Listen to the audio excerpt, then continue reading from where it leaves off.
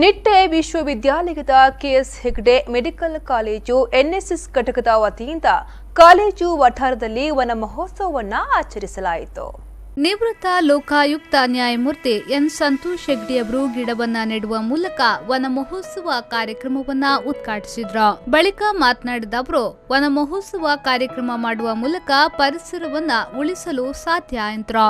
ಇವತ್ತಿನ ಪರಿಸ್ಥಿತಿಯಲ್ಲಿ ಹಸಿರು ಬಹಳ ಕಮ್ಮಿ ಆಗ್ತಾ ಇದೆ ಮತ್ತು ಮುಂದಕ್ಕೆ ಸಮಾಜಕ್ಕೆ ಅದರಿಂದ ಕಂಟಕ ಆಗ್ಬೋದು.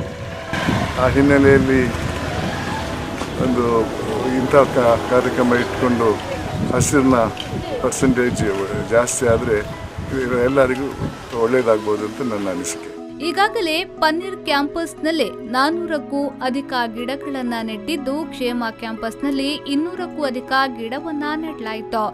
ನಿಟ್ಟೆ ವಿಶ್ವವಿದ್ಯಾನಿಲಯದ ಕುಲಪತಿ ಪ್ರೊಫೆಸರ್ ಡಾಕ್ಟರ್ ಸತೀಶ್ ಕುಮಾರ್ ಭಂಡಾರಿ, ಸಹ ಕುಲಪತಿ professor doctor MS Moodithaya, registrar professor doctor Alka Kulkarni, Kshema dean professor doctor Prakash, vice dean professor doctor JP Shetty, medical superintendent doctor Shivakumar Hiremath, professor doctor Sridhar Shetty, founder dean AB Shetty, dental ಕಾಲೇಜಿನ founder dean AB Shetty, NSS coordinator professor doctor Sumalatha Shetty ಮೊದಲಾದವರು ಉಪಸ್ಥಿತರಿದ್ದರು.